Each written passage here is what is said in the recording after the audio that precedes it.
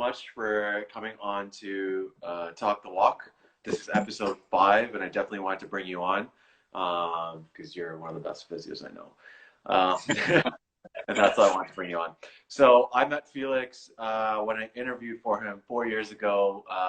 We were starting a location, or I guess you were kind of in that location at Dufferin and Finch, or Dufferin and Steeles. I interviewed, and then I was kind of like put by myself at that location for a little bit, trying to get it to grow. It was a startup at that time, so it was awesome. It was a good opportunity for me to like learn and be there.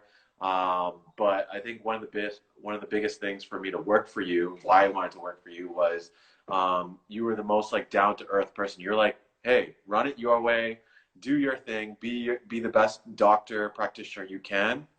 And obviously you had your I guess biases towards exercise, and you wanted to do more exercise-based rehab, and that's definitely your thing. And so I agree with that, which is why we work so well together for so long. And then, yeah, now you've kind of built your own clinic. You've been doing physio for how long? 12, 15 years? 12 years? 12, yeah. 12? Graduated Yeah. in 2007. Okay, so it's been a long time. So tell everyone a little bit about yourself, your background, kind of how you started, and how you got to where you are now. Yeah, sure. So, I mean, it really started as, well, my whole journey started as a personal trainer way back, and was working in a gym in Yeah. between school and studying and stuff like that. And it was cool. I mean, it's always fun. I've always liked exercise activity, and to be able to Yeah. get to do stuff is always rewarding. So it was really good. I went to school for kin at York. And that was great because I continued training patients or clients at the time, and it gave me a little bit more knowledge as to how to work with them a little better. But it still didn't really help me on the side of injury prevention and treatments of people that were already Gotcha. pain, right? So, I mean, it was a kind of a logical next step. I finished kin, and I was kind of, I think like a lot of kins are just floating around like, what am I going to do now, right? Like, Yeah. back then at the time, I mean, really kinesiology wasn't even known. Like, people like, what? Did what? Like, what do Study you of do? human movement. Yeah. Yeah. So it was kind of like a stepping stone, I think, for most part. You're like, you can't just be a kin. You have to do something else. So I looked around. I was thinking about different things, and kind of went on to the physio angle. I mean, I did look into med school, and I think in hindsight, I made the right call. Not that, I mean, it was an easy way to just get into med school like that, but I really did, coming from a family of two doctors. Both my parents are doctors. I mean, the pressure, that kind of stuff. Yeah. But now, after over a decade of doing what I do, I realized that this was definitely the right decision for me and going in this direction. So I ended up going to school for physio. Went to Deauville in Buffalo, Yeah. which was one of the best experiences I've ever had. Yeah. To be honest, it was great. I still have great relationships with physios from there, and to this day, they're some of the best ones that I know. Graduating from that school, so it Right. was awesome, and that's how it kind of all started. And when I started, it was definitely, I guess, different in the sense that physio historically has been a lot more passive, with a very limited amount of sort of the exercise stuff. And that was largely how it was in the beginning when I started. But I'm really glad to see that now everyone's kind of going in that direction. The whole field is moving there. Yeah, the pendulum's swinging away from passive and more into active. I think it's a fine balance between the two. It depends on what stage you're at, and so that's the biggest thing. When they come in, you try to figure out, are they more in pain? Can they start handling more exercise? And if they can, then obviously the goal is to get them to do more exercise down the road. What kind of pushed you to go from actual personal training into physio? Because there's a lot of personal trainers who are out there who are trying to do pieces and bits of what we do, but they may not want to take the next step and actually go to a graduate school, or maybe they don't have the grades. Like, what kind of pushed you to say, you know what, like, I can do this, this is something I want to do, as opposed to just trying to get away with it, let's say, under Yeah. training? I think fundamentally it's really just the pursuit of education and learning. And really, not that you can't do that as a personal trainer, you can. Yeah. But that sort of formal education that you get, you come out with a degree that, to be fair, I mean, I think it really does give you a leg up. It stereotypes to an extent, but I think it's fair. I mean, there is a level of knowledge that comes with going to a grad school. And so Right. that was a big part of it. But also, I mean, from a just a really being smart about it and realizing that you get a license, right? I mean, a day uh, and that's what I think a lot of personal trainers do struggle with is that we all know that finances are tight for a lot of people, right? Yeah. So having a license, having insurance companies that can cover some of these services, I think makes a really, really big difference, and it allows me to work with people that they can't afford personal trainers, right? So Right. Right. It makes sense. You're not fighting day by day just for personal training clients. You can actually focus on your craft and being good at what you do as opposed to trying to do marketing and business all the time. that's right. Okay. So after that, you went to physio school and then you graduated. And then did you start your own practice or did you start working somewhere? I know the Yeah. story, but I want everyone else to know the story. So I mean, when you graduate from physio school, it's actually the hardest part of it is not finding a job, is finding the right job.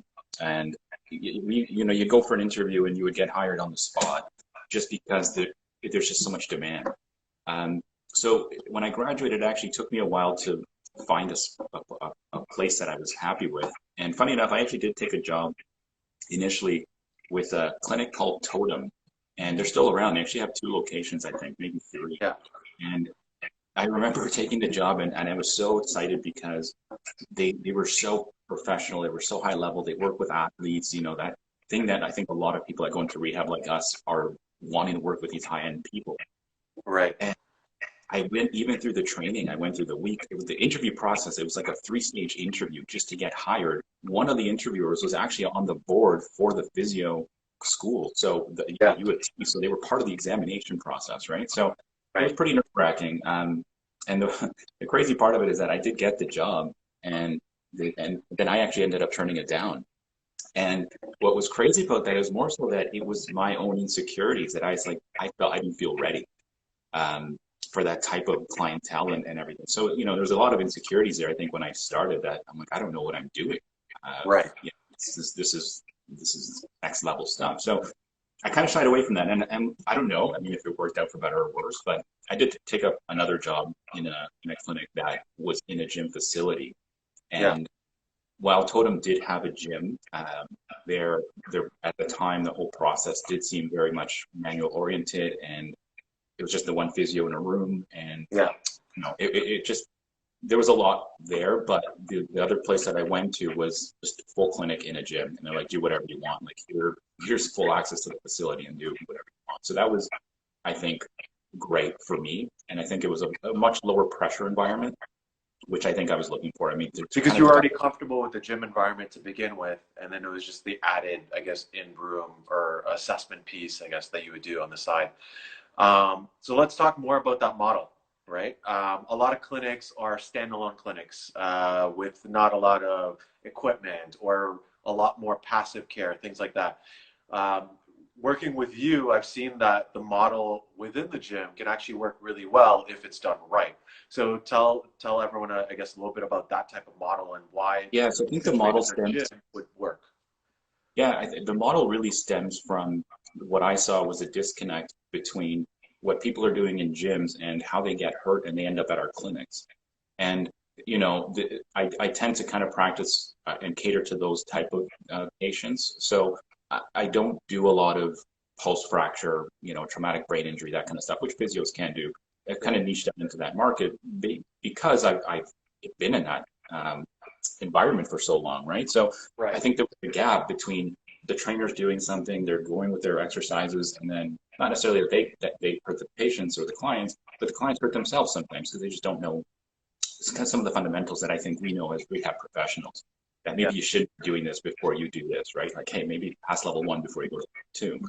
Right. So I think I saw that really big opportunity to kind of get in there and prevent a lot of that from happening. But then Right. also having the ability to, hey, someone comes in, they hurt their back lifting something. Well, if I don't have the equipment or the resources to get them stronger by lifting weight, then how am I going to be sure that they're going to go back and not hurt themselves? And Right. so that was the big thing. It's like, wow, I have access to all this stuff to help this. Like, I can take them from zero to anything, right? To Yeah. whatever they want. Yeah. The And I think potential is there. 'Cause That's where everything's the model came from, and it was really that sort of that I still think is an important piece that we need to do more. right. So a lot of times when there are clinics inside of gyms, the personal trainers that are there feel like the physios, the chiros, the rehab guys are stealing their clients or stealing their patients. So what do you say to them, and how do you feel like you fit in with the personal training staff in general, I would say? So, this I learned more from the business side. I don't think necessarily it's a personal trainer issue. I think it's actual a business issue. And I've realized that when it comes to the two together, you almost need one owner that believes in both. And I think the problem with the gym model is that they're heavily based on numbers, revenue, and that kind of thing. Quote up. And so it's a lot of pressure. It puts a lot of pressure on trainers, puts a lot of pressure on salespeople to really maintain some level of resources or income. And so I think that's kind of more the issue. If I think now, I mean, the clinic that we have that we just built out, we do have both, and it's an amazing relationship because the trainers are learning, we're learning from the trainers, and it works well for the ultimate for the client, right? So they get the best of both. So Right. it's really more of I think of a culture and mindset than it is really for like a specific individual person problem. Okay.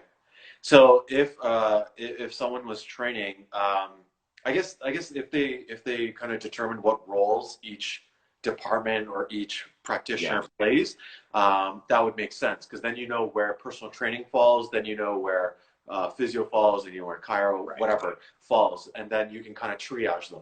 But you need Yeah, that triager to be non-biased as much as correct. possible, right? So in this case, you being the owner and also physio, it makes sense for you to kind of want to grow both at the same time. Whereas some owners might just see you more as a business, just renting space Yeah. more than anything. And I really think one of the other issues is that I think the mentality of, hey, I can do everything here. I can fix this person. And what's interesting is that actually that was a really big mentality coming out of school that we are all kind of taught that, hey, you can do everything, right? You're a doctor, a chiropractor.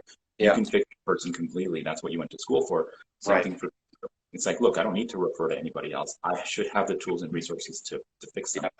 And I quickly, I mean, I was lucky. I started in a multidisciplinary clinic, so it was kind of already there. But I think that's a big aspect too, is that I've always found that, look, I don't have answers to everything. So I know there's a lot of great therapists, and I've worked with a ton of them, obviously yourself, that bring a lot to the table. Right. So I think that mentality is important to really instill in any clinic environment. Yeah, I think being educated in the states, like the states, because the population is so high, they always want you to specialize even further. Like I know chiros in California who are just foot specialists. That's all they do. They only work with feet and rehabbing the foot, and that's it. That's That right. model doesn't really stick in Toronto or in Ontario. It's very hard to be just a master of one joint or one area of the body. It's kind of like you kind of have to do everything. So it's kind Yeah. of hard to figure out like whether you should be completely involved or whether you need to step back. I think I'm starting to figure that out that I need to kind of focus on assessments, reassessments, hands-on work, manual therapy, and then let others do the exercise portion. I Yeah. could do it, but might as well train someone on the basic progressions, let them do it, or let a physio also co-treat at the same time, which is kind of how our partnership works. And that makes the most sense. Just let the Yeah. specialist do their job. It's interesting because that was something that was told to me when I first started, and someone made it was actually a chiropractor that told me that said, hey, why don't you do like if you look at surgeons, they don't go and prep the patient, right? They have the nurses, their team of staff that they're well trained. Yeah, They go in and do what nobody else can. They have the skills, the knowledge to kind of they can do everything else if they wanted right. to. Why, when you have skilled people that can do that, you go in and do what no one else can do, and then that way it frees you up to do more of it. Yeah. And then you can deal with higher and higher volume. And then whenever the volume drops, you can kind of do more if you wanted to. Totally depends on you.